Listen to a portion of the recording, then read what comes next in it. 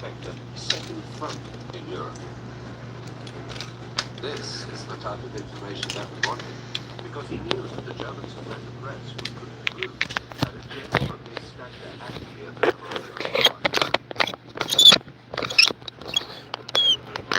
the armored divisions made a rubber and a charismatic commanding general.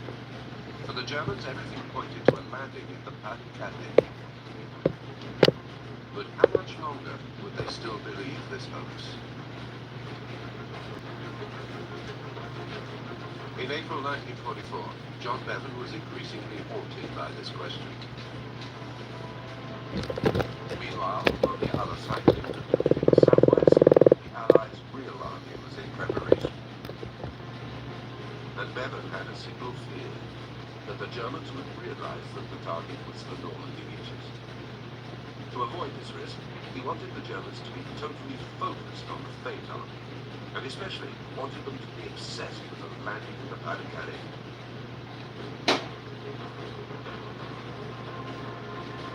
Bevan believed he had the man for the job. He was an adventurer, a figure totally unknown to the public at large, and yet he played a major role in changing the course of history.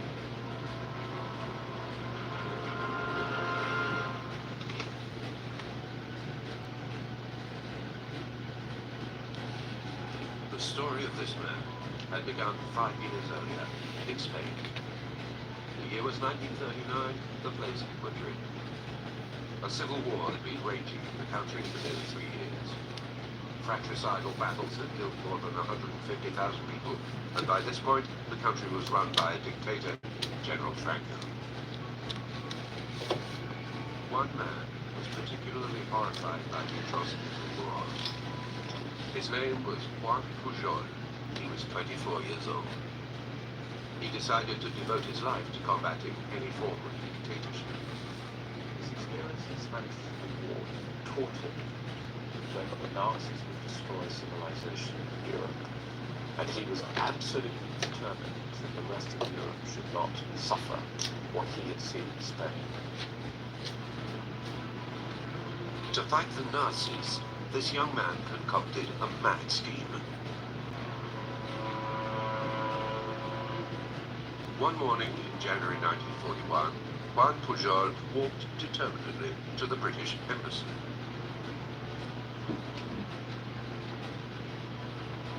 I said, I want to help. An utterly unknown person offered his services as a spy, although he had no experience whatsoever. The English thought he was daft. They wanted nothing to do with him and turned him away. Who is this person? The British diplomat who interviewed him said, mind your own business. Spain is neutral. You are a non-combatant. Keep out of it. Pujol was extremely disappointed. He hadn't thought he'd be sent away so abruptly. Yet he understood that to earn the trust of the English, he would have to prove himself. So he set out on an extremely high-risk project.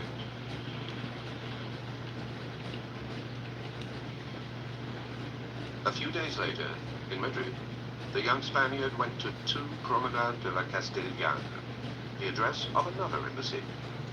The embassy of the country he detested fiercely, Germany, because he had come up with a unique ploy.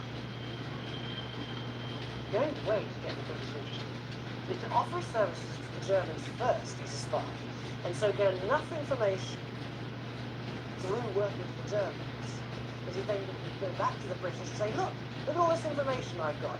You need it. You can't turn me down now. Juan Pujol offered to spy for the Nazis, with the clear intention of betraying them to the Allied forces. He lied so he'd be taken seriously. He led them to believe he worked for the Spanish Ministry of Foreign Affairs and that he even had a diplomatic passport with which he could travel easily to England. And, surprising as it seems, the Germans fell for his story. To have somebody supporting the Axis cause and willing, volunteering to do this work, this is a gift from God, particularly where you have a shortage of agents already on the ground in the UK. Because at the time, virtually all of the Reich's spies in England had been exposed and arrested.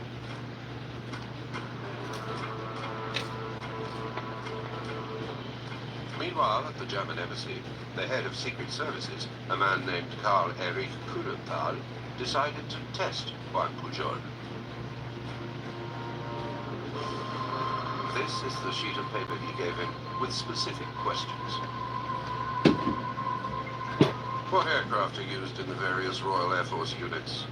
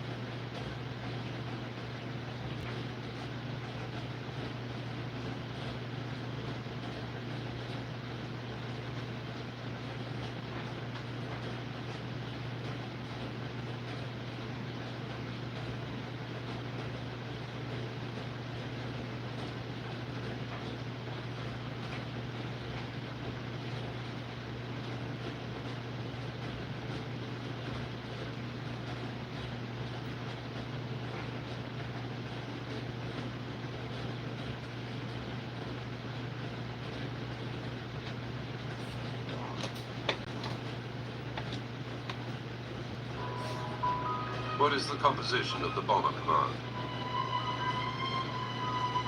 To answer these questions, Pujol had to travel to Great Britain. An incredible adventure was about to begin.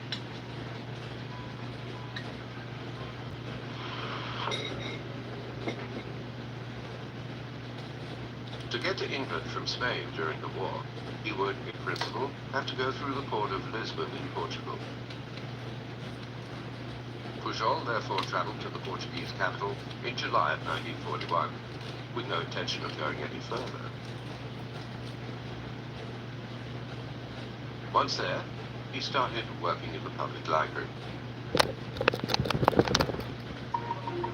For several months, he consulted guidebooks and encyclopedias and drew on his active imagination to embellish his messages with details. Then, sending pseudo-information to the German secret services that seemed to be credible, but were completely fictitious. He was a very imaginative man. He created these stories about, for example, huge, enormous landing craft that were being tried out, tested on Lake Windermere in the north of England. This was all out of his own imagination. For example, Lake Windermere near Scotland does exist, but the giant ship described by Pujol never did. What was even more incredible is that the head of German Secret Services, Karl Erich Kuhlenthal, didn't suspect a thing. It's a miracle the Germans didn't read this and think, this is nonsense. The young Spaniard was therefore able to provide the Germans with dozens of fake documents and earn their trust. Even though just a few months earlier, the English had refused Pujol as a spy, at this point, they started to take a serious interest in him.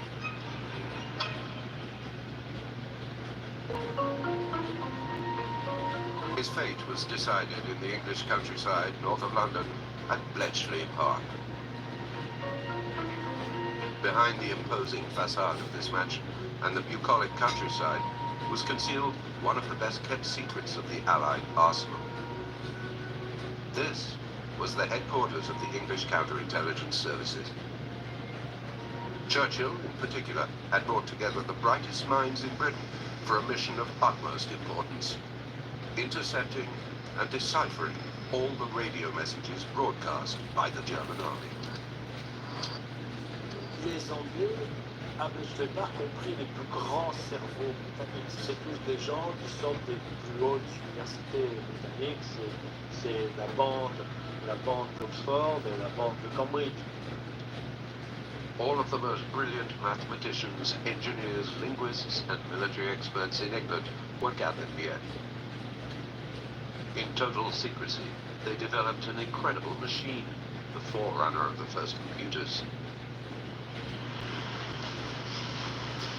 The Ultra Machine. It was an enormous calculator, the most powerful of its time. Thanks to this machine, since 1941, the Allies had been able to crack the codes used by the enemy to encrypt its radio messages. The Germans didn't know this, but many of their top-secret exchanges were intercepted and decoded by the English. In April 1942, Bletchley Park intercepted a strange message, one the Secret Services found extremely intriguing. This was the message. On April 2nd, 1942, a German spy with the code name of Alaric, based in Madrid, informed the German Secret Services that a convoy of 16 British ships was about to leave the port of Liverpool,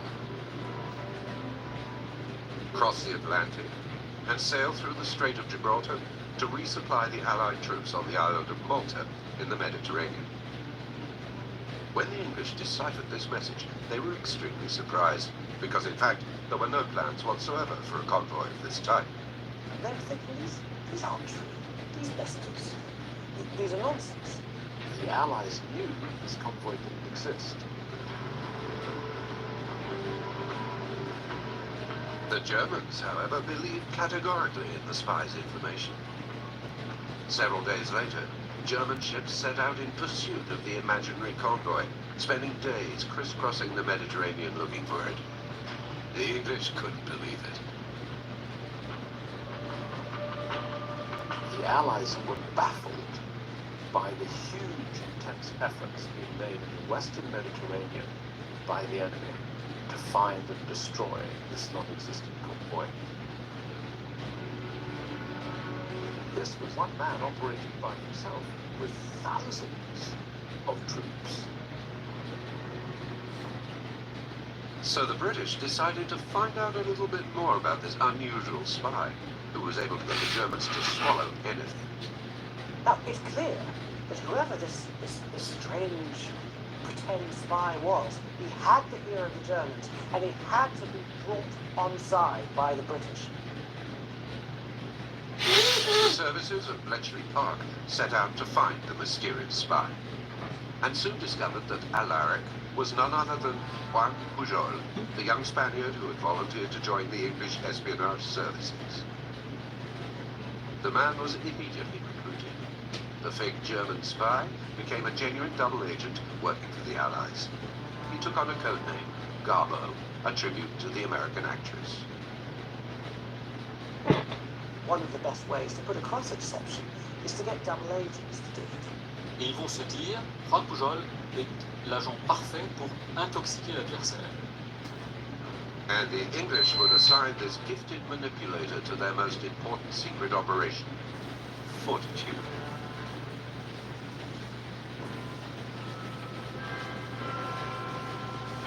Juan Pujol, alias Garbo, moved to a street in downtown London, near Jermyn Street.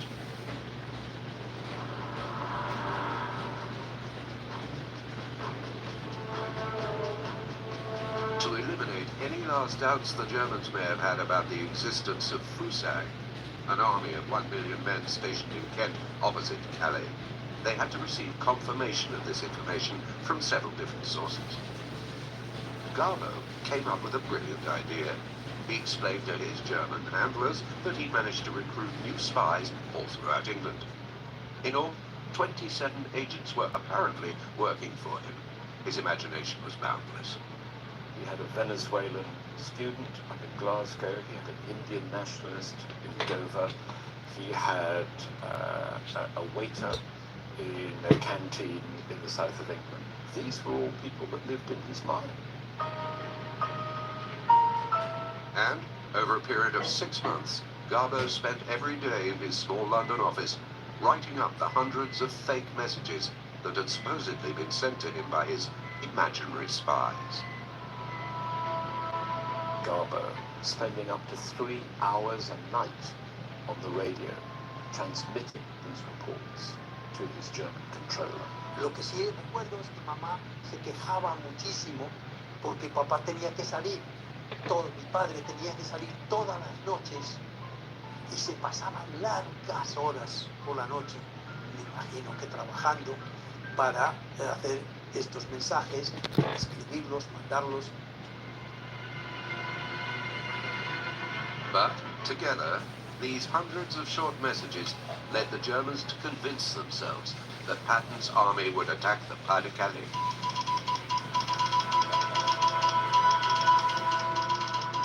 All these different little things, each one on their own meant nothing. But when they were placed together, they actually started to tell a story to the Germans. You are supplying to your adversary small pieces of the puzzle.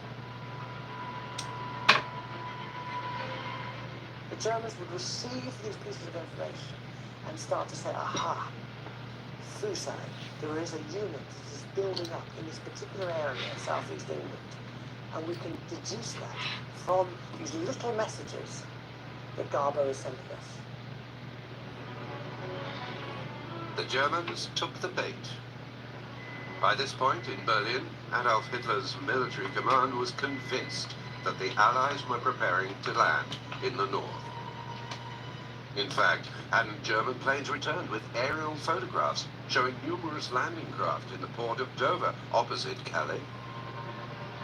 The Germans didn't even suspect that this impressive army was made of rubber decoys. They couldn't imagine that these boats were merely inflatable toys. Indeed, on the German High Command map, we can see where the Reich spies believed the Anglo-American forces to be stationed.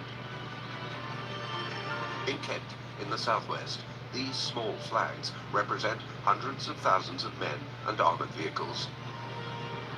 In reality, there were only fake tanks in this region. This map is dated May the 15th, 1944, less than 1 month from D-Day.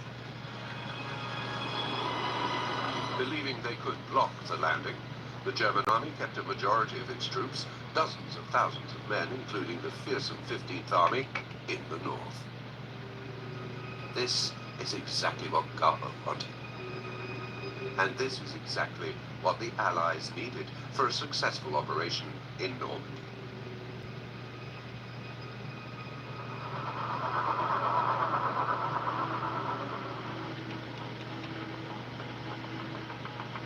Around 2 a.m. on June the 6th, 1944, Operation Overlord began.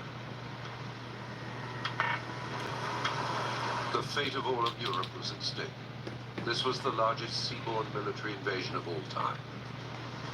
Nearly 7,000 ships from 8 different navies, including the US Navy, the British Royal Navy, and the Free French Naval Forces. On board, 132,000 soldiers. Among them, many very young men, like John Roman. He's 89 years old now. At the time, in 1944, he was just 19.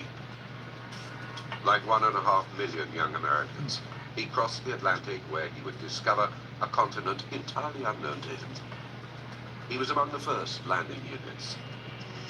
The night before, he still had no idea of his final destination. I didn't know I was going to France. When we got on a ship, we didn't know where we were going.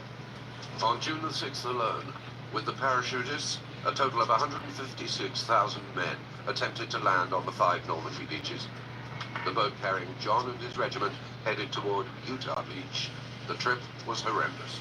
I don't know how long exactly that it was, but I was scared. I was really frightened.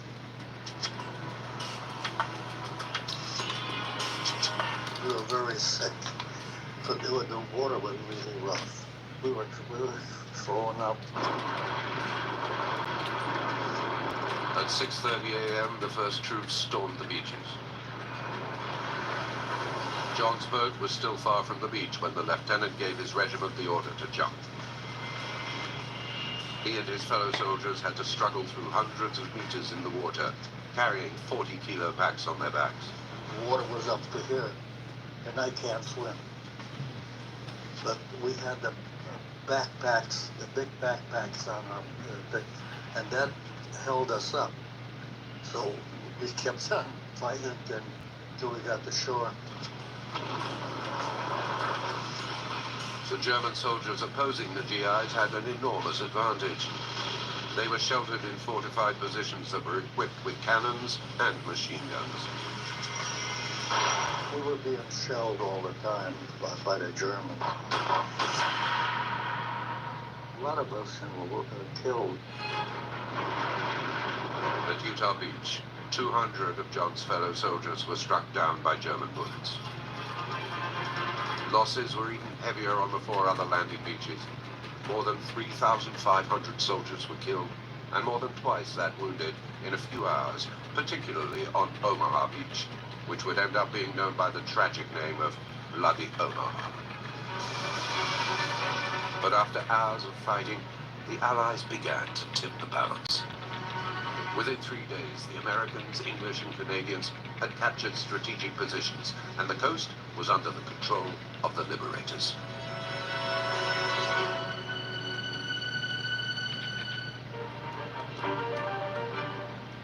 The landing was a success, and the priority for the Americans was to capture Cherbourg, the region's largest port, before moving on to Paris. This was vital to ensure the resupply of troops and logistics.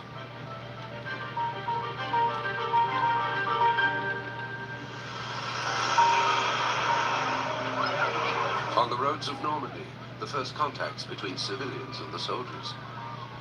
Like many GIs, John was greeted as a hero by enthusiastic French people and by overtly demonstrative young women. They're singing and jumping around and bringing some wine and whatever they had they could afford.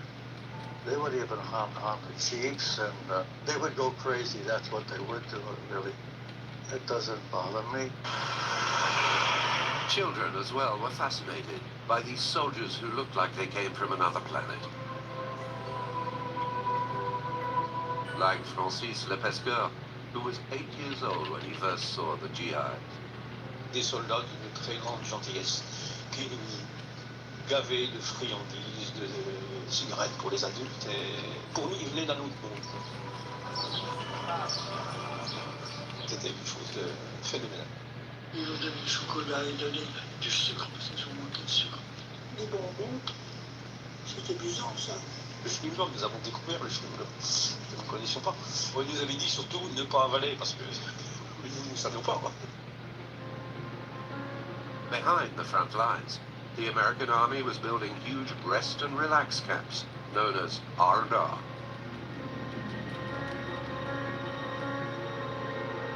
There were better food rations, American newspapers, mail from the family, and baseball games, just like home. It was the American way of life transplanted to the Normandy countryside. C'est une façon de sortir de la guerre, un temps de se détendre, de faire en sorte qu'on ait un bon soldat qui revient au combat. Homesick GIs could feel just like they were home. Both in the city and in fields, the army invited its soldiers to the movies, screening Hollywood's biggest hits like Casanova Brown with Gary Cooper and The Great Dictator by Charlie Chaplin. Francis, who was 8 at the time, discovered American films in a theater built in the middle of the countryside. Il y a eu la première séance de cinéma que j'ai connue de ma vie, c'était dans un champ à kilomètre d'ici. On nous a passé un film, c'était Charlot à l'époque. Et alors là, nous étions, ne savions pas ce que c'était que le cinéma, j'avais jamais vu un film. Et là, c'était merveilleux. Cherbourg was liberated on June the 27th, 1944. And from that day on, there were dances nearly every week. The port had nearly 30,000 men working to supply the front for many long months. The American Army set up no less than 12 orchestras for them, consisting of soldiers who were also musicians. Dans leur pactage, ils amènent leur trompette, ils amènent leur saxophone, trombone. Ils trouvent aussi sur place parfois de quoi s'exprimer, piano, batterie. On dansait de tout là, on dansait des danses une fois, hein. Pas des fesses comme maintenant, on dansait des danses. And any place would do, like this abandoned spot, the Amiot factory, where one of the most famous dances in the Cherbourg region was held. Le premier bal qu'il y a eu, donc c'était à la musée d'Amiot, on était 2000. En quelle soirée. That night, a GI invited Paulette to dance. She was amazed by his style. Oh, bien, non, c'est pas de voir comme elle faisait qu'elle peut dire good. These dances were like a fresh breeze of freedom for the French. Nothing like this had happened in France for a long time. Après 4 ans, ces fameuses années noires, les balles, tout le monde est preneur, les civils comme les militaires. And, to give the GIs an extra advantage, the American Army eliminated all competition. Some dances were reserved exclusively to women.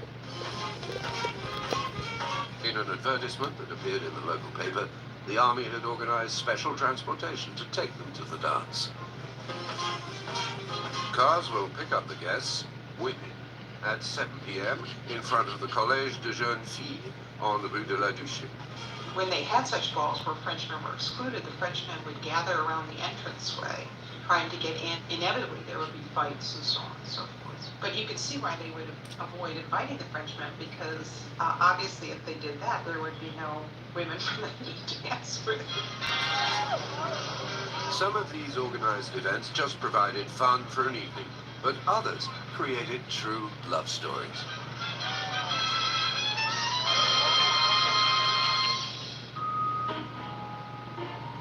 A few months after the landing on Utah Beach, John Roman was in eastern France in the Ardennes, in Charleville, which had just been liberated.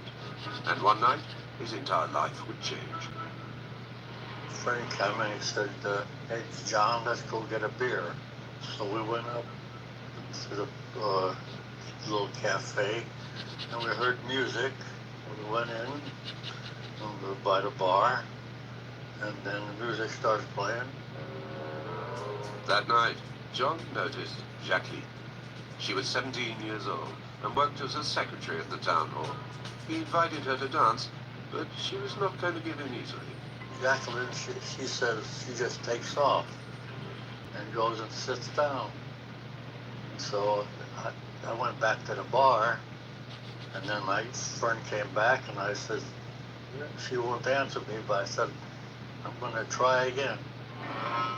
Jacqueline had a strong personality, but John didn't give up and managed to win her heart. Today, the two are still together.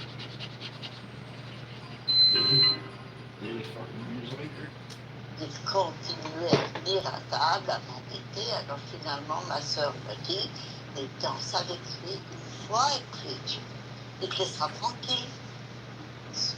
68 ans après, enfin il y a 67 ans, on n'a pas encore 68, il m'a pas encore laissé tranquille. Venir à table, à m'embêter, alors finalement ma sœur me dit, mais danse avec lui une fois et puis il te laissera tranquille. 68 ans après, enfin il y a 67 ans, on n'a pas encore 68, il m'a pas encore laissé tranquille. 1 year later, Jacqueline married her handsome GI at the town hall of Charleville and went to live with him in the United States. Together they would have 6 children, 14 grandchildren, and 17 great-grandchildren. Like Jacqueline, 6,000 French women married GIs in the year following the landing, but these stories remained an exception.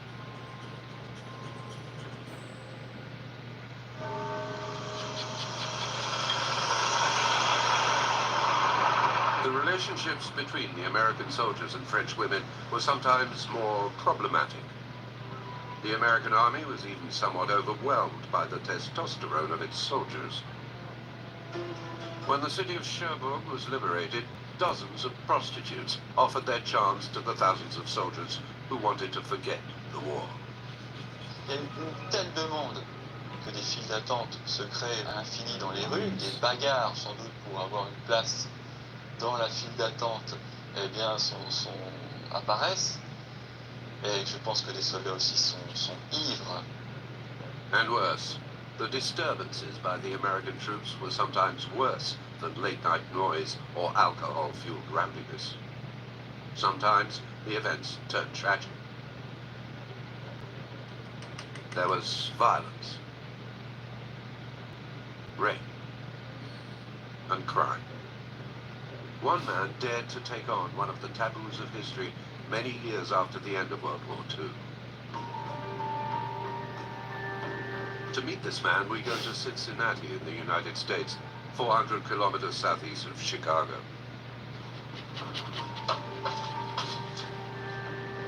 Robert Lilly is a sociologist and criminologist. He's a professor at Northern Kentucky University.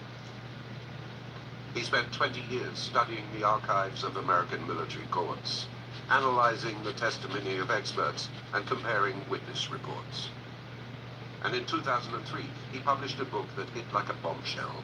Its title, Taken by Force, dealing with rapes committed by American soldiers during World War II, notably in France. According to Robert Lilly, the first rapes in Normandy occurred just a few days after the landing.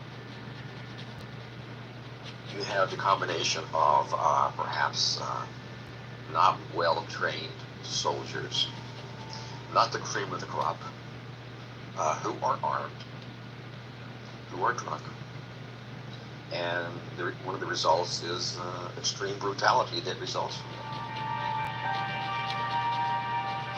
it. These terrible events remained secret for many years. 70 years later, few witnesses remain, and not many of them want to revive these memories. Francis Lepesqueur was the man from Normandy who, at the age of 8, discovered movies thanks to the GI. For us, he agreed to remember a painful episode from the war. A day in 1944 when one of his mother's cousins was raped by 2 American soldiers. Her name was Marie. She was 19 years old and worked on a farm. The tragedy took place here, near the village of Quetou, 2 months after the landing.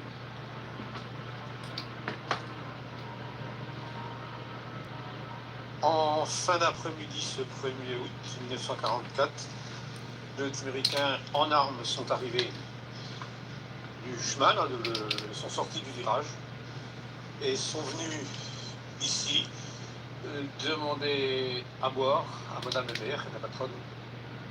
The 2 GIs ordered cider. Madame Hébert obeyed and sent her employee Marie into the basement for a bottle. But after drinking the bottle, the soldiers became aggressive. Ensuite, ils sont venus vraiment gênants, entreprenants.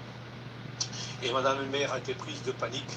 Elle a essayé dans un premier temps de demander du secours ici. Mais la personne avait très peur, elle a fermé la porte. C'était un peu embêtant, mais c'est comme ça. Et Madame Hébert a fait demi-tour, a perdu ses sabots ici à peu près. Elle est partie du pied et à l'endroit où il y a la petite barrière à peu près, elle a été rattrapée par un soldat qui l'a massacré à un coup de casque lourd sur les épaules, sur la tête. Et elle était très mal en point. Meanwhile, the other soldier pulled Marie into the field and raped her at knife point. Hearing the screams, the farm's owner, Monsieur Hébert, and a farm worker tried to intervene. but they were then attacked. Un de ces soldats a aligné l'employé, il a mis une balle dans le ventre. Le deuxième Américain a également violé cette malheureuse jeune femme.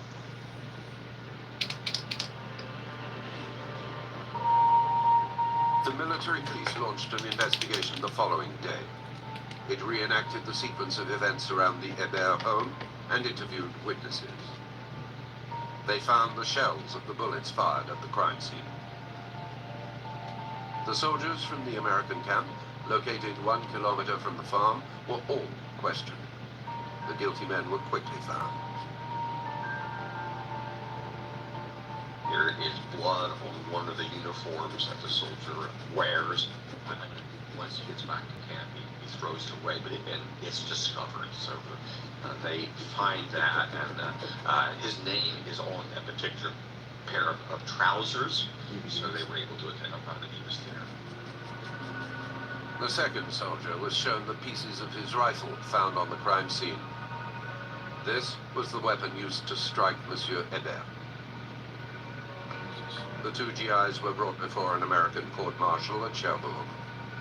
The first one confessed to the rape, but the second one denied everything. One of the soldiers says that the rape was consensual, that she agreed to it. He calls the 19-year-old victim a liar. That goes all the way up to Eisenhower. General Eisenhower was the supreme commander of the Allied forces. Notified of the crimes committed by the American soldiers, he had a clear policy: no leniency. The two GIs who raped Marie and killed the boy at the farm were sentenced to death by hanging. Eisenhower says, execute them near where they committed the crime. Not inside prisons where you can't see it happen. Take them to the public. I want the soldiers to be educated that you can't get away with this, and I want the French to know we're doing the best we can to fight it. The execution took place in a field near the Hébert farm, in public, and in the presence of Marie, the victim.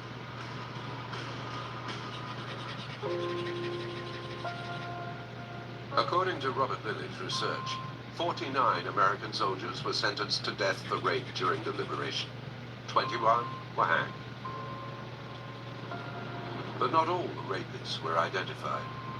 The American Military Justice Archives recorded a total of 181 rapes by GIs on French soil between June 1944 and June 1945.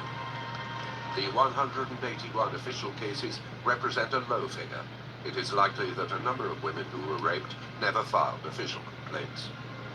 These abuses were considered a taboo subject for many years, gray areas overshadowed by the heroism of the soldiers who liberated France.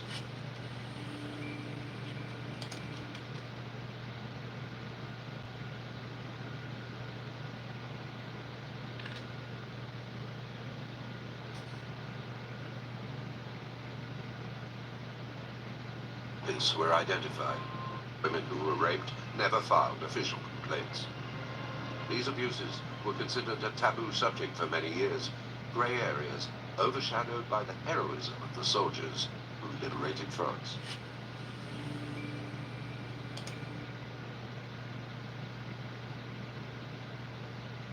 Hey guys, Toby Mathis here, and question I get all the time is, how do I make my personal assets invisible? Well, first off, can you even do that?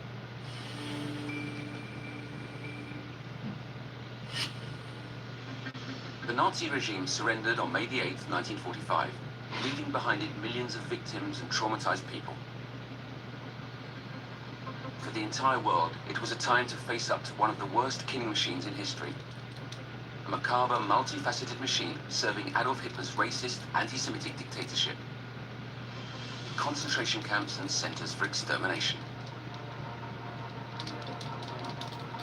April 1945. 17 kilometers from the German city of Munich, Dachau was one of the last camps to be liberated by the Americans. George Stevens, employed by the military's film department, went ahead of the troops. He filmed the camp in color, and what he saw scarred him for the rest of his life. Indeed, he was so traumatized that his films were kept hidden in his house in Los Angeles until 1984.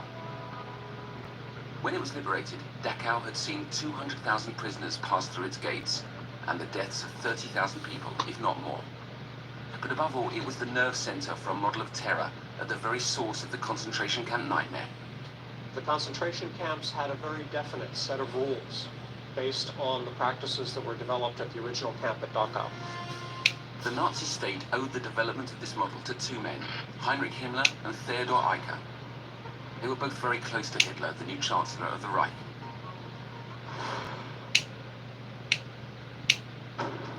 March 1933. Adolf Hitler had only been in power for a few weeks, but the order had already been given to imprison the political opponents of the Nazi regime in camps. The aim of the concentration camps in 1933 was to re-educate those who'd been judged as deviants. But there was no legal framework for these camps, which were opened in random locations by the police and the Sturmabteilung, or the SA, the paramilitary wing of the Nazi Party. Meanwhile, the elite SS Guard was determined to end the involvement of the SA and to transform the chaotic camp system into a machine to serve the Führer. It was within this context that Dachau was created, near Munich, in the south of Germany.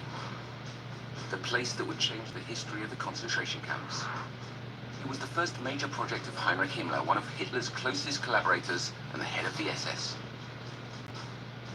Heinrich Himmler was the head of the SS. He had started life as a chicken farmer. He spent some of his time strangling chickens, so it was good preparation, you could say, for the job that he later took on. It was only in 1922 that he joined the Nazi Party, and then Hitler promoted him to be the leader of his SS. On March the 22nd, 1933, 96 prisoners were taken to the site of the disused factory. They didn't know it yet, but the plans for the camp they were about to build came from the highest levels within the Reich. When new director Theodor Eicher arrived, Dachau became a laboratory, and its detainees were the guinea pigs for a diabolical plan.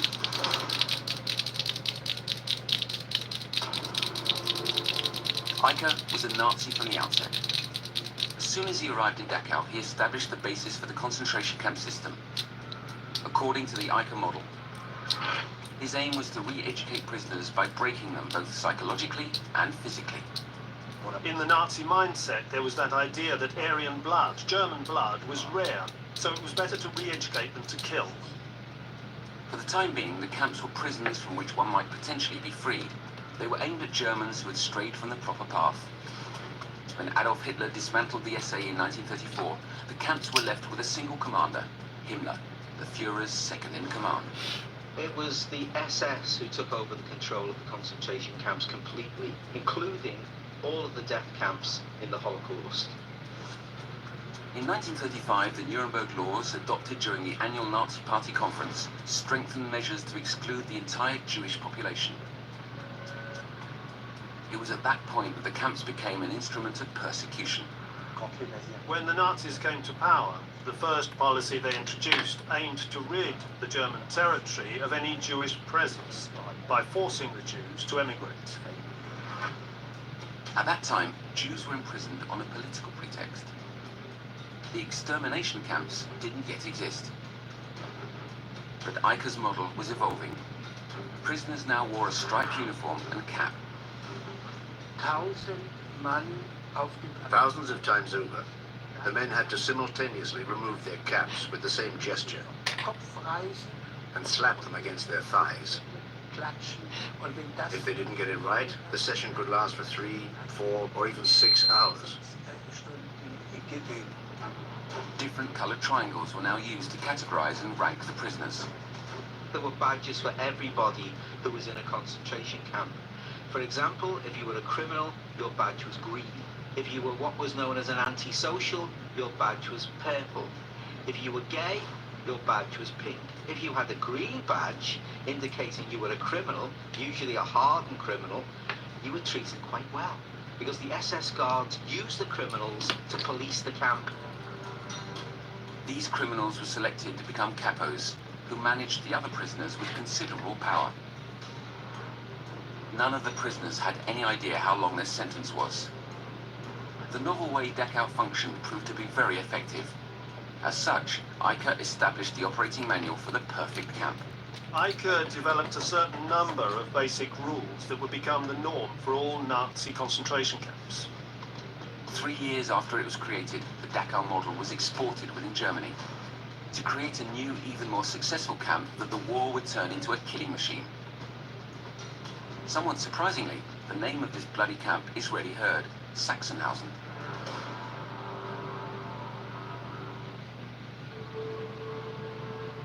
Around 30 kilometers from Berlin is the town of Oranienburg. It was home to a unique concentration camp that played a key role in Nazi persecution. The camp was called Sachsenhausen. This camp went way beyond Dachau in terms of the horror it contained. Günter Morsch, curator of the memorial, showed us around. The camp is perfectly preserved. This is Tower A, which is the entrance to what was called the prison camp.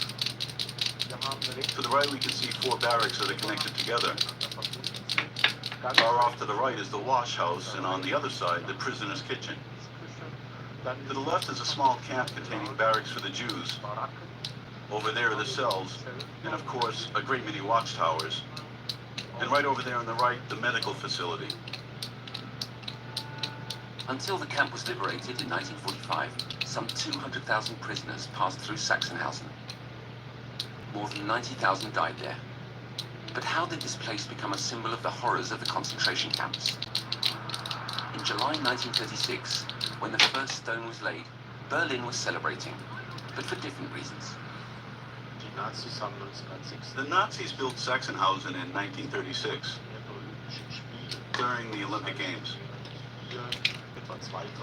While almost 2,000 prisoners were building the camp, Berlin was welcoming around 1 million foreign visitors, just 30 kilometers away from where we are now. Sachsenhausen was Heinrich Himmler's special project. He presented this camp as the most modern and the most adaptable ever built.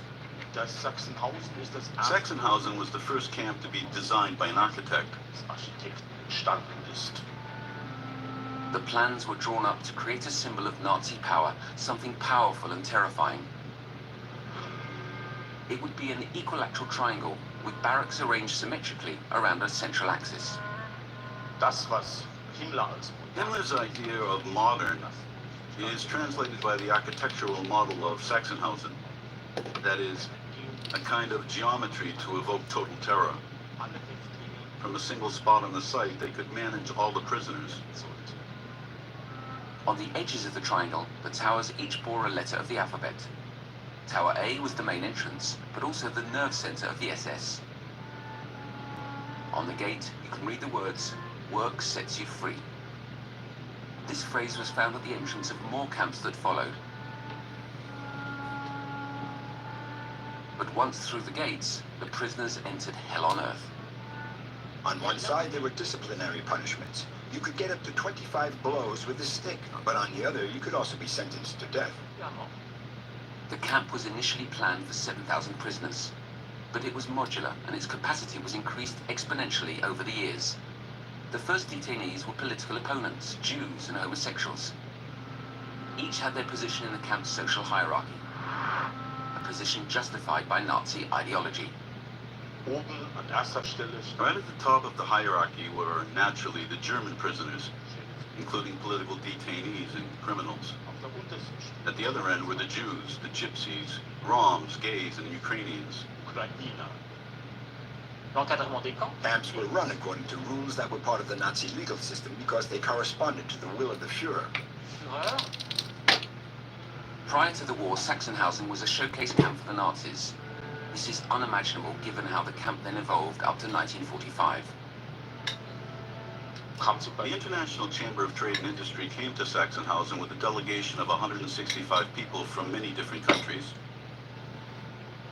By the end of the 1930s, Sachsenhausen had become the official school for those SS officers who would then go on to run different camps such as Buchenwald, Ravensbrück, and one of the worst, Auschwitz. With the war, the nature of Sachsenhausen changed. and it became a center for the coming genocide. This was mainly due to its proximity to a key location, but one that was little known. A central place in terms of the organization of the camps and the mass murders. This place, besides Sachsenhausen, was also perfectly symmetrical. It was T-shaped, T for Tod in German, and death. Himmler was convinced that the camps needed a shared management structure. In 1933, this was simply an office. 5 years later, the concentration camps inspectorate set up shop in a huge building beside Sachsenhausen. T-building, as the Nazis called it. The concentration camps inspectorate directed the camps right down to the slightest detail. At the heart of the system, prisoners became victims, imprisoned within the rules. These rules were so tough, setting prisoner rations to the nearest gram, forcing them for 12 hours a day, that they were prisoners to death. The inspectorate soon became a central organization. Hitler did not appear in the organization chart. He was not short of ideas. But if, of course, could make a huge decision that very big thing. For example, in the summer of 1942, he gives the order to the federal government that most of Poland has to be cleared of Jews by the end of the year.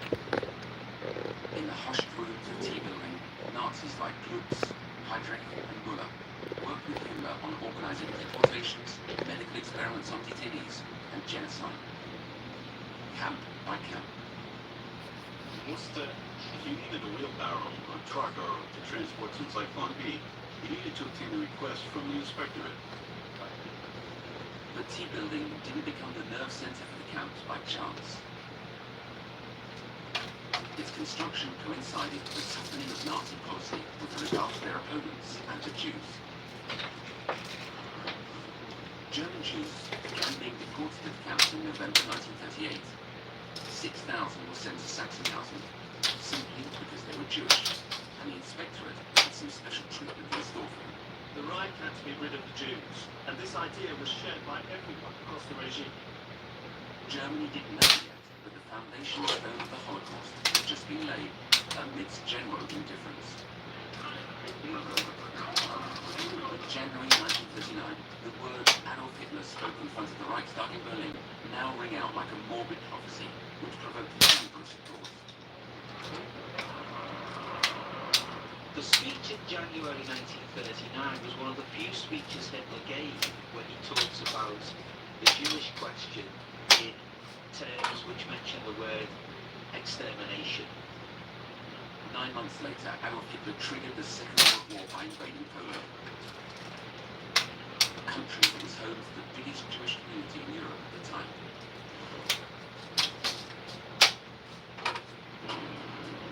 October 1939. The Nazis set up the general government in the annexed territory of Poland. But just when Hitler wanted to rid Germany of any Jewish presence, he found himself with 2 million Jews to manage in this new territory. It would be a systematic problem for the Nazis. The flip side of their territorial victories was the problem of the Jewish people who lived in those places. Immediately, the Reich mobilized every means at their disposal to deal with the Jewish question. But no satisfactory solution emerged. Meanwhile, the Einsatzgruppen were created and followed the armies and killed everyone they encountered in the dark forests of Poland.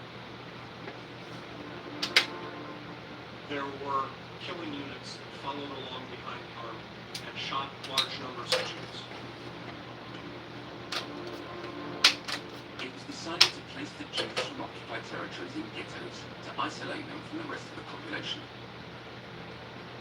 We define ghettos as places where Jews were held as a sort of ad hoc measure when the Nazis did not yet know exactly what to do with it. Everyone knows about the Warsaw Ghetto because it was so huge and had a very high death rate.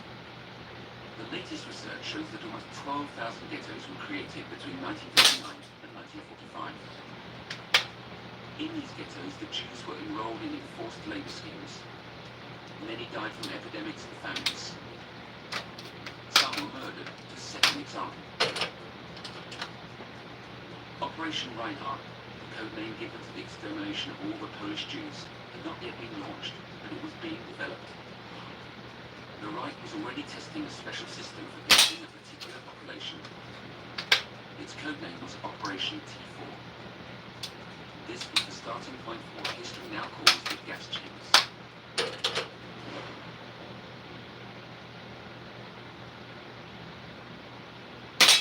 In December 1939, the Reich recruited people to man the secret operation known as Operation T4. The name referred to the central office of the program located at 4 Tiergartenstrasse in Berlin. Its aims had been defined by Adolf Hitler: to exterminate every physically or mentally handicapped person in the Reich. Okay. This was an assassination operation that was planned, thought out, and decided by Nazi leaders, and specifically by Hitler. Hitler even signed a secret classified document protecting the murderers involved in the program. It was backdated to the 1st of September 1939 to make it seem like a war measure. The victims were transported in trucks to sanatoriums to undertake fake examinations. They were pushed into a shower room, which was in actual fact a carbon monoxide gas chamber, where they were asphyxiated. Their bodies were then incinerated in crematory ovens. Officially, these euthanasia centres were halted in the summer of 1941, when the secret of their existence was revealed.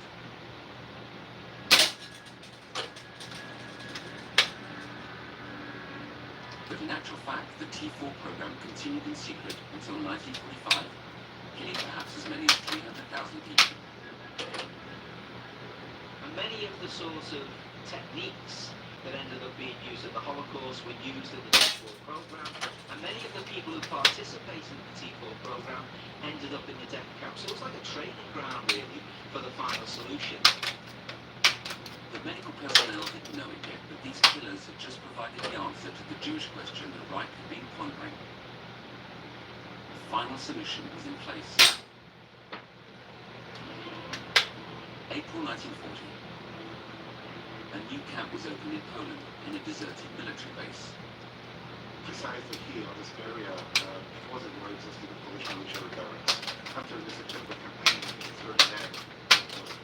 Right, so these would have this happen. This town wasn't chosen at random. It was at the center of Europe. The town was Auschwitz, in German, Auschwitz. The first camp at Auschwitz wasn't designed to implement the final solution, but to imprison the Polish intelligentsia. Initially, Auschwitz had nothing to do with the final solution or the Jews. It was a concentration camp that was created within a very particular context, that of the German colonization of Eastern Europe. So how did this ordinary camp evolve into a center for slavery and killing that would eventually become a symbol of the Holocaust? Its destiny was closely connected with that of its director, Rudolf Höss, an SS officer trained at Sachsenhausen and a disciple of Eicher. Höss had considered himself to be, and indeed was, a student of Eicher's. And if you look at his memoirs, he continually refers to what Eicher instilled in him. Auschwitz, with its room for 10,000 prisoners, was the biggest camp ever opened. In 1940, it had 20 brick barracks, including 14 single-story ones. New floors and buildings would gradually be added. Rudolf Höss immediately began applying Eicher's rules there. The first 30 prisoners at Auschwitz were German criminals who came from another camp, Sachsenhausen, and who were sent to Auschwitz to set up the internal administration of the camps, the administration of the prisoners who'd run the place. Among these criminals recognizable by their green triangles, the SS named block chiefs and capos direct the commando labor gangs. Auschwitz is a huge place made up of numbered blocks where the prisoners squeezed into a night. They slept on straw mattresses on the ground or on wooden beds, sometimes 3 to a bunk. The sanitary facilities were rudimentary. Over the years, these conditions deteriorated. Auschwitz had up to 20,000 prisoners by 1942, crammed into a section of the 28 blocks that made up its 20 hectare site. The living conditions, the working conditions were so harsh that even separate from domestic extermination, even without the gas chambers, the normal, everyday mortality rate was extremely high. prisoners' clothes were soon filthy and full of bugs. Every 3 months, the clothes and barracks were cleaned with a product that would later be used for something completely different. Cyclone B. 1940 to 1945, more than 1.1 million people died in Auschwitz. 90% of them were Jewish.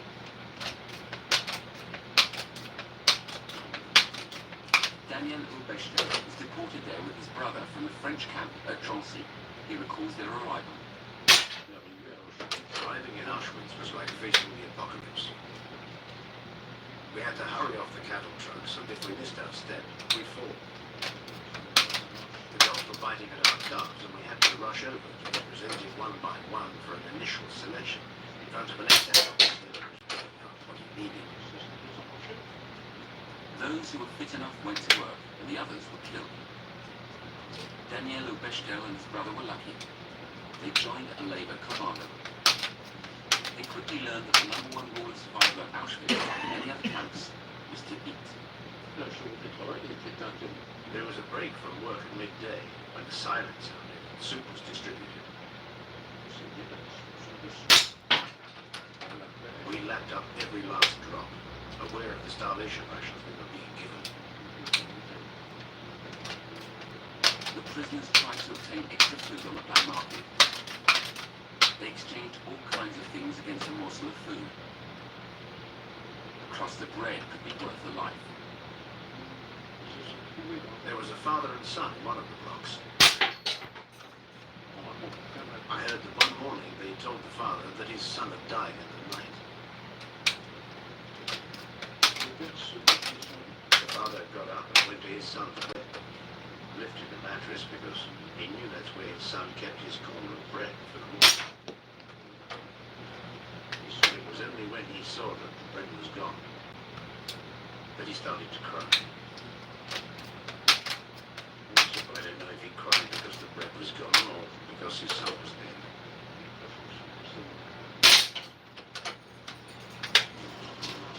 In addition to the hunger was the violence meted out by the guards. Anyone who transgressed the rules was punished with a whipping or was hanged in public, sometimes accompanied by the songs of the prisoners. But the most significant happened at the back end of the camp against the wall of death. It ran up against block number 10, the windows of which were shattered tightly. Thousands of Poles were killed here. On the ground, a thick layer of sand absorbed the victims' blood. Beside it was another block, number 11, a hellhole greatly feared by the prisoners. It would also be a key to future mass murders. Because in the spring of 1942, Auschwitz's destiny became far more horrific still.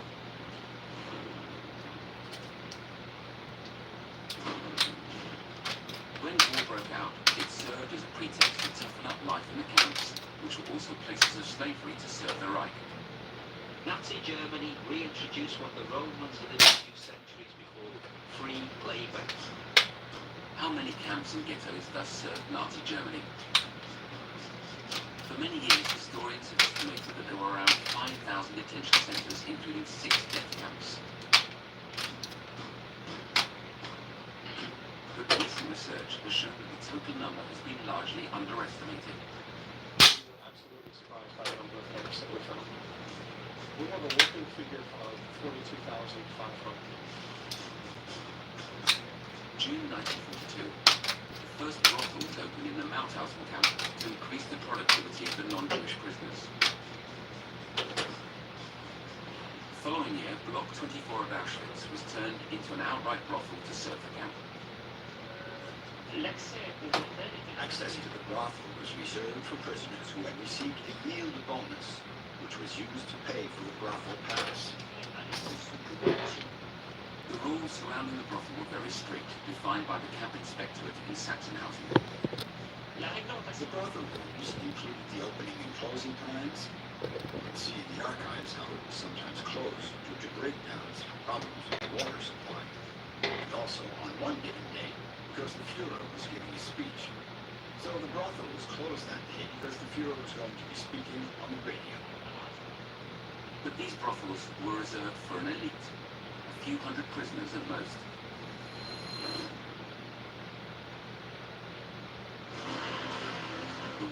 also a pretext for atrocities in the heart of the camps. All kinds of experiments were carried out on prisoners, treated like guinea pigs. Experiments took place in Sachsenhausen in order to find drug to heal the results of mustard gas. These experiments usually are classified as being top secret.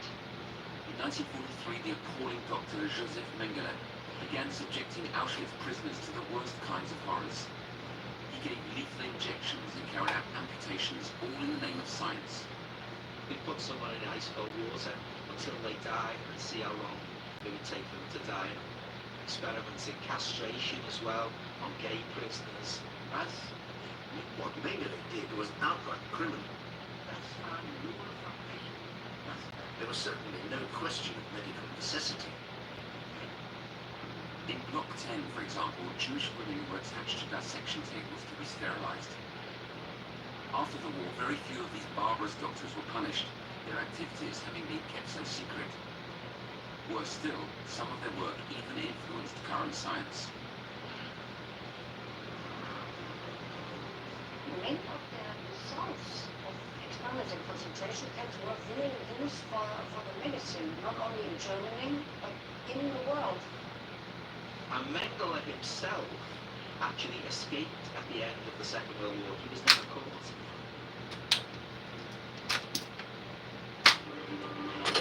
In June 1941, the biggest German military operation of the War began. Under the code name Operation Barbarossa, Hitler invaded the Soviet Union. A few weeks earlier, Heinrich Himmler had taken the decision to relieve the concentration camps of all non-useful prisoners. He contacted certain Nazis that had been involved in Operation Barbarossa and asked them to find a solution. It was established in Sachsenhausen, and the camp's inspectorate gave it the code name 14F13. In April 1941 started the 14F13 campaign. 14F13 was an abbreviation. 14F meant killing in concentration camp, and 13, the number of 13, meant by gas. 269 prisoners were selected from Sachsenhausen and then taken to Operation T4 euthanasia centers to be gassed with carbon monoxide. Similar operations took place in other camps, including Auschwitz and Mauthausen. From the end of 1941, Auschwitz concentrated on killing those prisoners who were unable to work and Jews from forced labor camps. For the moment, Auschwitz had still not become a mass extermination center. More surprising perhaps is that when Himmler ordered the construction of the Auschwitz II camp in the village of Birkenau in the spring of 1941, a decision had still not yet been taken on the fate of the Jews. When the Nazis planned the invasion of the USSR, Himmler gave the order to build a new camp in Auschwitz, not a camp of 10,000, as had been the case in early 1940, but a camp that would very quickly hold some 200,000 prisoners. Birkenau was just a camp for Soviet prisoners. Located just 2.5 kilometers from the main camp, it sadly left its mark as the biggest Nazi killing machine in history. Its final configuration covered 170 hectares, surrounded by 16 kilometers of electrified barbed wire. But how did this prison become a center for slaughter? To understand, we must travel 800 kilometers from here to Minsk, the capital of Belarus.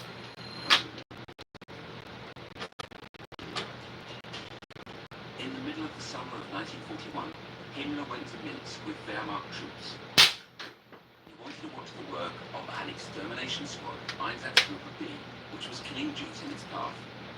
During this trip, he witnessed the shooting of 100 Jews executed in Minsk, right in front of him, to show how it went. Except that Himmler quailed before this spectacle. Not because he was traumatized by the fate of the Jews, but because killing men and women is an unpleasant job for an executioner. So Himmler asked Berlin to find a solution as quickly as possible. The aim was to kill large groups, protecting the soldiers whose job it was to kill them. Germans are starting to figure out that shooting doesn't work so well. It's too public, it's too hard on the shooters, it's too were difficult to keep in secret, and logistically difficult. It's easier to set up extermination centers and bring the Jews to them. The SS considered various options and tried various methods, eventually settling on gas as used in the T4 program. Meanwhile, in Auschwitz, Rudolf Höss's assistant, Karl Fritsch, noted the precautions being taken with a product used to disinfect the barracks in the camp. Zyklon B. It's an extremely toxic recipe that kills when it is inhaled. Höss was on vacation and Karl Fritsch was free to do as he pleased. So he tried it out for business. This was in September 1941.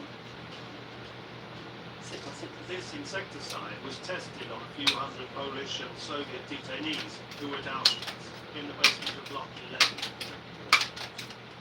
Block 11 was an institution in Auschwitz feared by all. Isolated from the rest of the camp, it was used as an internal prison, but also as a place where rebellious prisoners were tortured. In the cellars of Fritsch's first gassing with Zyklon B was a great success. These people were murdered in the basement of 11 with Zyklon B. That was the first trial. The rest of the gassing was then carried out in the morgue at Auschwitz, which was more spacious, having been remodeled into a gas chamber. Bodies were transported by a special team of Sonderkommandos and then burned. When the people were gassed, they also got the people out of the gas chambers, led them to the crematoria, and then they burned them inside the crematoria. It was a terrible task to be picked out. For the Reich, the task now involved working out how to apply these deadly techniques to the entire Jewish population. And it was this mission that Hitler's right-hand man, Hermann Göring, gave to the head of the SS, Reinhard Heydrich, in a secret dispatch in the summer of 1941. For this ambitious young Nazi, this was an honor. Heydrich was seen to be Hitler's natural successor. He was, if you like, the sort of poster boy of Nazi Germany. He was 6'4", he was blonde, he was tall, he was handsome, he looked good in his SS uniform, and so Hitler had picked him out really as this sort of golden boy of the SS. In December, after the Fuhrer had declared war on the United States and German troops were caught up in the East, he organized a meeting at the top level. A meeting to validate a new kind of camp considered by the SS to be a state secret. The extermination centers. These deadly camps would kill almost 3 million Jews.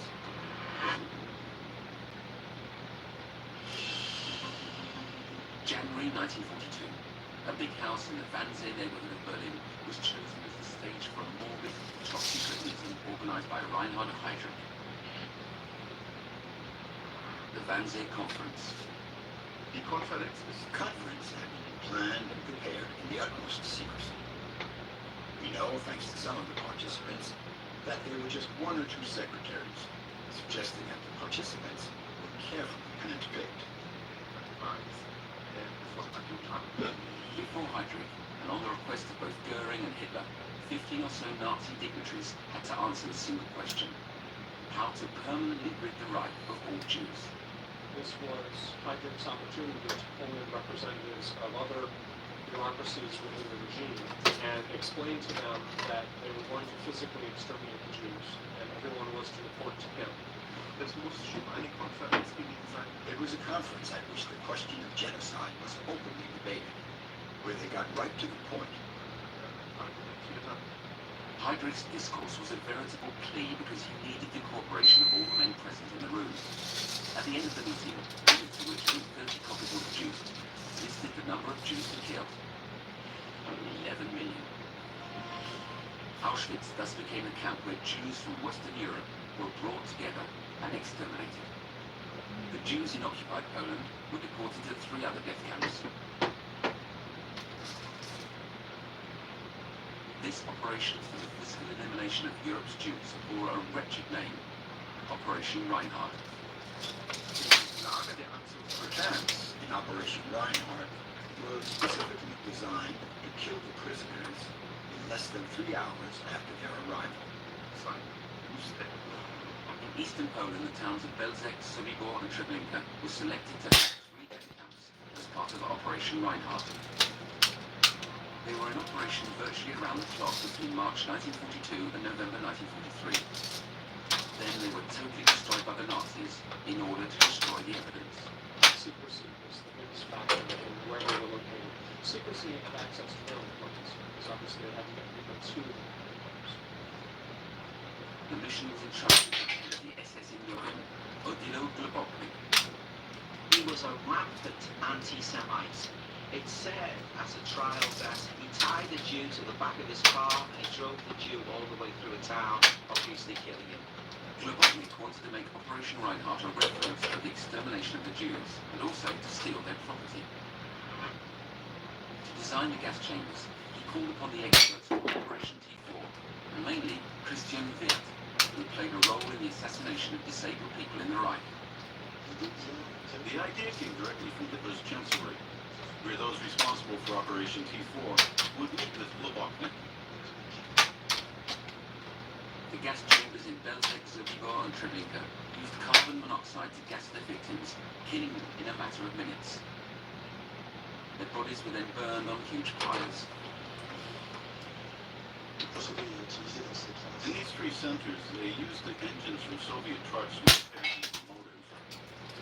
And Wirth made them use shower heads to trick the victims right up to the very end. It tricked their victims right up to the last minute by making them believe they had arrived in a transit camp. That was one of the signatures of Operation Reinhardt, to avoid mass panic. Belzec was the first center to open. That was the one that had the shortest life, operating from March 1942 to December 1942. And during that very short time, between 430 to 460,000 Polish Jews were murdered. When they arrived, the victims had to get undressed. The SS officers gave them a kettle with a number on it, so they could get their things back at the exit. But there was no selection, and all the prisoners were systematically dispatched to the gas chambers.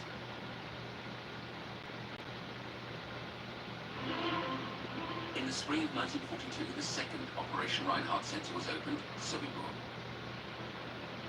There, 250,000 people, including French people from Drancy, were murdered. Nothing remains today of the camp, so determined were the Nazis to hide their crimes. And they succeeded, that is, until a team of Polish and Israeli archaeologists decided to carry out soil analysis in the early 2000s. Among them was Wojciech Mazurek. We are now outside of the tent, Sobibor. We are on the other side of the railway. So it was freedom on this side. From here, we can still see the greenhouse where the SS commander of the camp lived back then. And also the station sign, now sadly famous. By analysing the soil in different places, the archaeologists found remains of the camp that enabled them to work out how it was organised. On the map, we can recognize all of our results, and we have recognized the most important parts of the camp.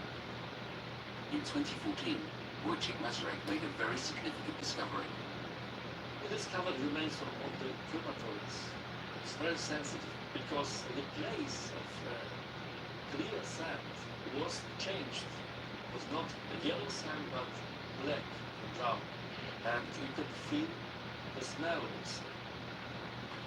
The archaeologists showed us some exceptional pieces found during the most recent excavation. They have never been shown to the general public before. We have found not only personal finds, for example, the victims, but also remains of the candle, like barbed wire pieces, the nails, and also some pieces of concrete bricks connected, for example, with the gas chamber fundaments. This cup once belonged to one of the children who lost their life here. So before the Second World War, this was inside kids. You see here, came with the different kinds from Drancy. Coins, jewellery, little bottles of perfume. All these objects belonged to men, women and children who thought they'd arrived in a transit camp. nothing still of the things that were forgotten or deliberately hidden by the somber commanders, like these gold teeth. Just more proof of Nazi barbarism. 1.6 million Jews were killed in the 3 Operation Reinhardt centers. In this macabre operation, they were helped by another nearby camp in Majdanek, which became a death camp at the end of 1942. On his own initiative, without being requested by Himmler, Odilo Globoknik created 3 gas chambers in the Majdanek camp. Before entering the gas chambers, the victims were bundled into real showers. This allowed the SS to pick out those in better health who could work. The rest were gassed with carbon monoxide or Zyklon B. On the 4th of June 1942, Reinhard Heydrich had died. He was murdered. And it was in homage to him that Operation Reinhardt bore his name. On November the 4th, 1943, Globoknik wrote to Himmler. He congratulated him on seeing the project through to the end and destroying all the camps. Belzec, Sobibor, and Treblinka were wiped off the map. But the massacre was far from finished, because in the west of Poland, the Auschwitz complex had been transformed. The second camp of Auschwitz-Birkenau had become a death camp.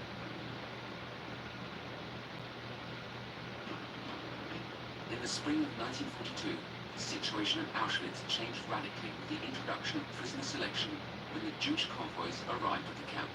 Of all the death camps, Auschwitz was the only one where any form of what the SS called selection was carried out. 20% of the Jews arriving there were spared, so to speak, and placed in the concentration camp system. The mass killings were first carried out in the Little Red House in Birkenau, a Polish peasant house at the end of the camp that had been converted into a gas chamber. But very soon more space was needed and a company was selected to construct a huge crematorium.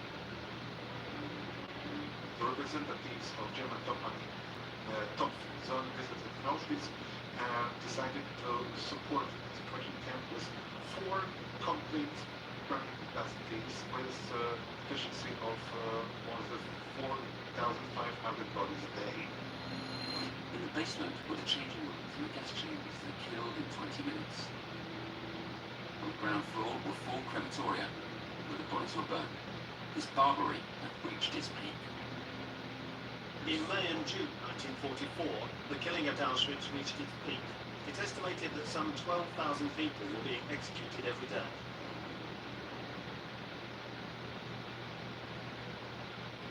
Thomas Bergenthal was only 10 when he arrived in Auschwitz with his parents. His memories are very clear, and he wrote them down in a book, A Lucky Child, that has been translated into a dozen languages. I do remember the train to Birkenau. They told us that we were all going towards Germany to work. And my father, who knew that area very well, said for a while, okay, all right, we're going towards Germany. And then at one moment he said, no, they've turned and we're going to Auschwitz. Thomas had come from a labor camp and no selection was made on his arrival. He was separated from his mother and entered the huge complex of Auschwitz-Birkenau with his father. There was a table with 2 or 3 people sitting at the table who were doing the tattooing. I was walking ahead of my father, so my number is B2930, and this B2931. He remembers the pain, the hunger, and the horror of the crematoria from the time he spent there. The smoke going out of the crematorium was there all the time, so you knew that that's where people were dying. Thomas Bergenthal was reunited with his mother in 1946. 70 years later, the emotion is still too strong for him to be able to talk about it. My mother only survived, my father did not. But I'd rather not talk about it because to this day, I cannot talk about it. It was so special. Researchers have found 6 death camps, including Majdanek and Chelmno, a centre that was opened before Operation Reinhardt in the north of Poland, using mobile gas trucks to kill. But another needs to be added that history had forgotten, that of Mali Trostanets in Belarus. which had some 60,000 victims. But how many were killed in total? Historians will never be able to provide an accurate answer to that question. Of course, we don't know everything, but we aren't able to find out more. There's nothing, not now, not in the future, that could change the image we now know only so well. It's estimated that more than 3.5 million victims died in the Nazi camps, including just under 3 million Jews. In the spring of 1944, the Nazis, caught in a vice by the approaching Allied forces, ordered the evacuation of the camps and the start of the death marches. Thousands died because it was determined that no prisoner should fall into enemy hands. Those who were too sick or weak to continue were left where they fell, sure to die, as the Allies moved ever closer.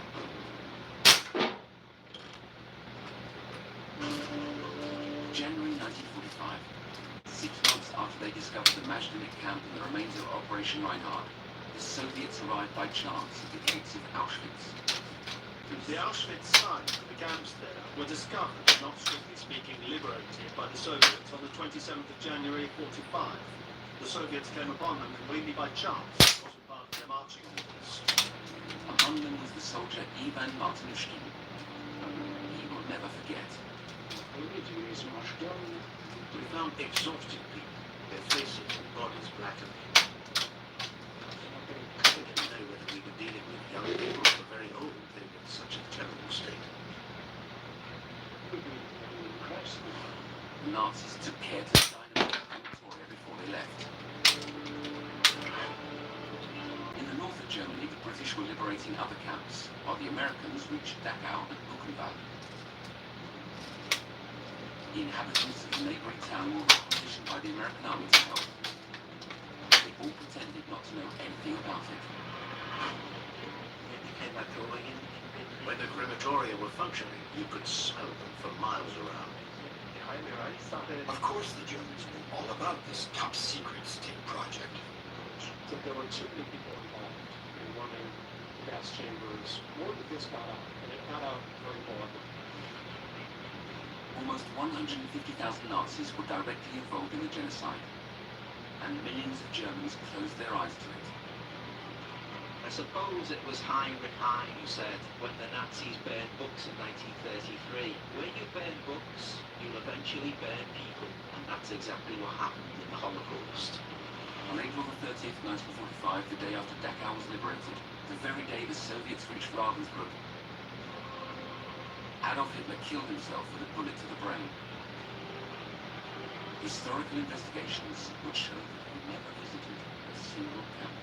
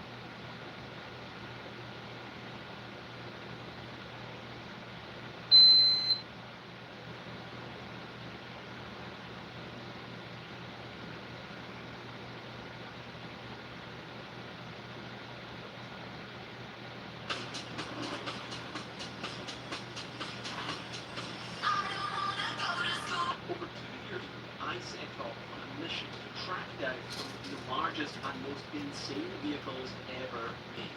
The Turtle Overland trackless trains. These vehicles were bonkers, whatever way you but they were hundreds of feet long, designed to operate in some of the most extreme environments on Earth, with crew quarters filled with more equipment than your average apartment, and even intended to one day power by miniature nuclear reactors. My obsession with these creations has taken me all across North America. We drove through the desert of Arizona to see a massive TC-487 compressor plant. That is original toilet paper. We crawled through the Alaskan brush, bitten by a lot of mosquitoes, to find the last remains of the DC-22 snowflaker. What vehicle of its kind? What about that? Now, the first one, I'll go over there. But I think I've saved the best for last, because we drove 12 hours non-stop from Alaska all the way to Whitehorse, capital of the Yukon Territory, to find what is perhaps the most unique and successful of all the overland trades, the LCC-1 logistical cargo carrier, or, as it's more commonly known, the snow train. There she is, the LCC-1 snow train. The snow train is the US Army's answer to long-range transport in the far Arctic North. It travelled all across Alaska, Canada, and Greenland, moved supplies to the US military's secret Arctic nuclear base, and now sits here in the Yukon Transportation Museum in Whitehorse. But how did it get there? What is the story of this bizarre machine? And how did toilets end up on the world's largest and most famous monster truck?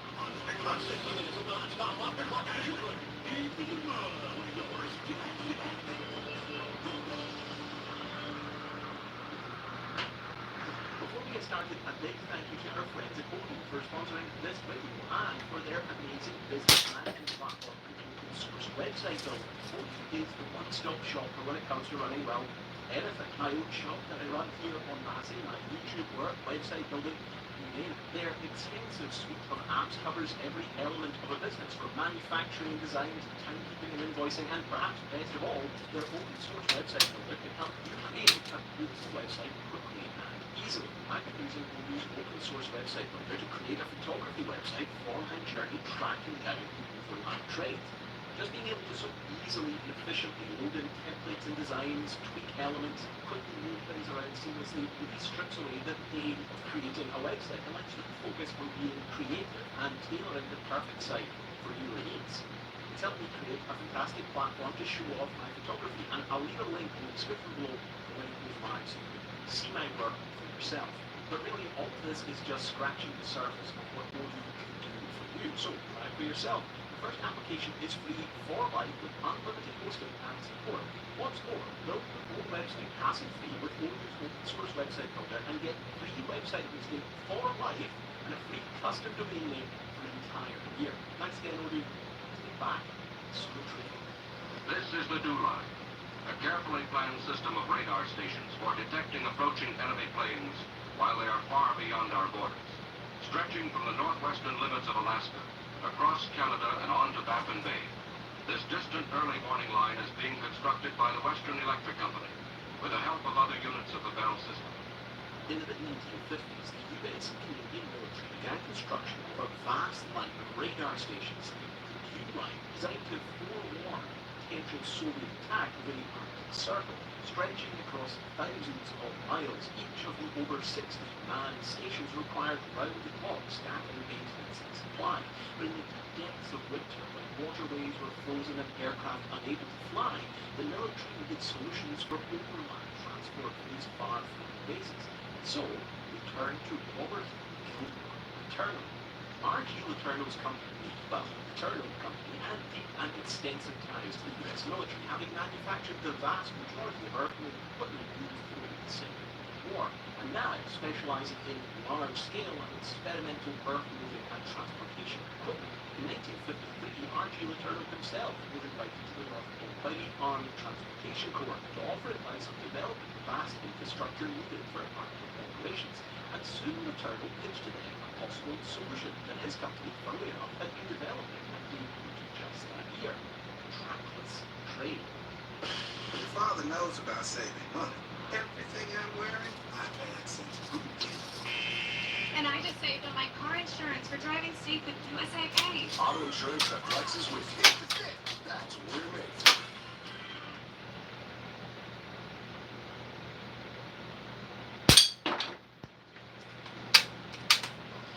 With its large all-terrain tires, a high load capacity, and electric motors mounted in the hull of each wheel, providing unparalleled levels of traction and mobility. The turn believed that his train design would be the perfect overland transport. Now, if there's one thing that you can say about the Archie Return Company, it's that they were prolific. They were developing and innovating a lot of stuff and trying to keep track of the timeline of the overland trains and their development. Quite confusing. And that's why I created this. Very easy to follow, very safe, therefore not your range. Chart all the various overland trains and how their development made mention the LCC Snow Train. Now, in 1953, Archie Return developed and eventually debuts in 1954 the Turner train. At the same time, the Turner Company was developing the first Turner trains, they were also being talked to the US markets. TRADIC was the Transport and Research Development Command, looking into ways to better maximize infrastructure and overland transport up in fields and around the Jew stations. Now, interestingly, the representative who paid for TRADIC to talk to the Turner Company about building overland transport in the Arctic. It's none other than Dr. Thomas Wilter. Now, you recognise that name because he's the man who had developed and invented the Antarctic snow cruiser. Now, if you don't know anything about the Antarctic snow cruiser, I already made a video about it a long, long time ago. But basically, this was developed in 1939 as the ultimate overland transport in Antarctica. It featured huge, massive wheels, internal crew compartments, and an electric drive system, and it was a massive failure. Dr. Thomas Wilter's involved in this very interesting legend, and it led to the development of not an overland train, but the snow buggy. Now, the snow buggy is not strictly an overland train, but it definitely falls into the realm of the overland train because it features very familiar wheels, a safe steering and electric drive system, and it was actually developed and shipped out to Greenland in 1954 and successfully used out there in transportation tests for TRADIC. Now, around the same time that all of this was happening, another party approached Archie Return with the idea of commissioning a large overland vehicle for the Arctic. And that was Al Gesney of Alaska Freight Lines. Alaska Freight Lines had won a massive contract to move supplies up north for the construction of the Q stations. And the US Army and Archie Return sort of convinced Al Gesney to invest in the Snow Freighter, or the V-22. Now, the Snow Freighter was constructed at a breakneck pace and was shipped up to Alaska and used successfully for a couple of supply months to the Arctic North. But famously, it caught fire and is now still abandoned up there in the Arctic, and I went to visit it in my last video. Around the time that all of this was going on, the US Army was so interested in commissioning their own overland train company. There's something that combined all of these elements into one. Obviously, the bullet power, the electric motors of the original turn train concept, the crew accommodations of the Arctic weatherproofing of the VC-22 Snow Freighter, and combining the large oversized wheels which have been successfully tried and tested in the snow buggy type of Greenland. So what do you get when you combine the turn train with the Snow Freighter with the snow buggy? Well, the LCC-1 Snow Train. So here it is, the LCC-1 Snow Train. Although it went under various different names by the Army and the government and the Turner Company and built it, but probably, I would say, one of the most successful of all the overland trains, and probably the most unique. You can see where train came from, because compared to the PC-497 and the Snow Freighter, it has a much thinner body that is kind of between the two wheels rather than sitting on top. And it does resemble a front there, certainly much more of a train car. It has just the one windscreen there with two windows in the past. And then you would have had a small control station with those three very bucket seats in there with the very simple internal controls. And then at the back, a small sleeping compartment for the crew. Up to 3-4 crew could operate just like one driver. And then probably most unique to the Snow Train, at the top there, is the bubble dome, the navigational dome that could be used for navigating by stars as we're out in the wilderness. Interestingly, if you want to watch my video on the Star Trek, Soviet Antarctic exploration vehicle, it has almost the identical bubble dome body. Something that is used often on aircraft as well too, so you can navigate by the stars. There was at one point a radar array that was built on top of that too, but it's no longer fitted. It was probably stripped before the thing was sold to the surface. You can see the mechanical running gear in here, Remember, of course, the big thing with internal vehicles, each of these wheels is powered by its own independent motor, housed here in the axle. But one of the things about internal motors is they were fully waterproof, dustproof, mudproof. These axle housings weren't waterproof and dustproof. The actual motors themselves in there could be submerged in water or mud and would operate just fine. So very robust and relatively speaking reliable. But the kind of unreliable nature of these machines came from the fact that they were bespoke. And finding spare parts for a machine like this, especially something like the tires when the cars are built, is not very easy. Now, as we move back here, you can see this is the engine compartment. Remember in the snowflaker, what happened is the engine compartment caught fire, and it caught fire because of a problem with the fuel line. Now, in that snowflaker, you could move from the control cab to the engine bay just through the open door. And this is completely separate. I don't know if they did that in response to what happened with the snowflaker, because there's a lot of crossover when these were built. But here we would have a single running diesel engine that was 600 horsepower.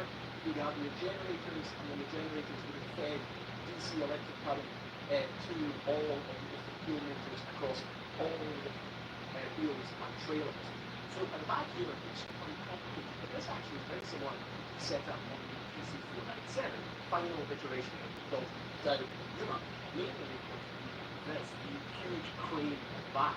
Now, this thing has four key functions. It can be used for loading or unloading cargo, incredibly useful considering the weight and amount of cargo each of these trailers can. Also, it can be used for changing wheels. That would be very important if you burst a tire or you had to apply snow chains or like when you're out in the field. So I have seen probably more of these overland trains than any person on earth. But the size of these wheels never ceases to amaze. They are absolutely huge. Now, these wheels and tires were basically the same as those found in TC497. Now, you can actually see on the tires here 40 and 60 Firestone. They made all the tires for the various internal products.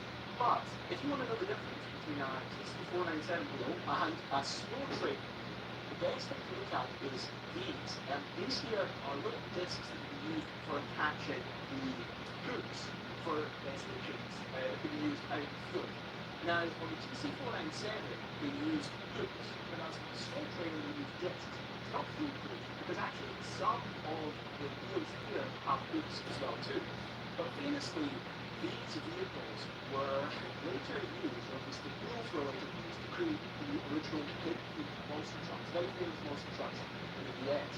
And if you ever look at the clothes package, keep an eye on these points here. If they have discs, then they probably came from the snow train. If they had hooks, then they probably came from the TC497. Okay, Callum in the edit bay here. Look, we're at 12 hours away from this video going on, so I don't have much time, but I wanted to record a bit more because I've become a bit obsessed with where Bigfoot got his roots. Bigfoot is probably one of the most famous scenes or family of monster trucks ever made, and they basically kicked off the craze for monster trucks in the USA. Now, Bigfoot 5 debuted, I think, in 1986, and it featured these massive, oversized wheels that clearly came from a return overland train. Now, as I mentioned in this video, the trick is to look at the hooks or the attachment points for snow chains. If you look closely at most photos and videos of Bigfoot 5, it looks like they have hooks on them, which would lead you to believe that the TC497 or wheels from the TC497 trailers must have ended up on Bigfoot. It gets a little bit more complicated than that. As we were building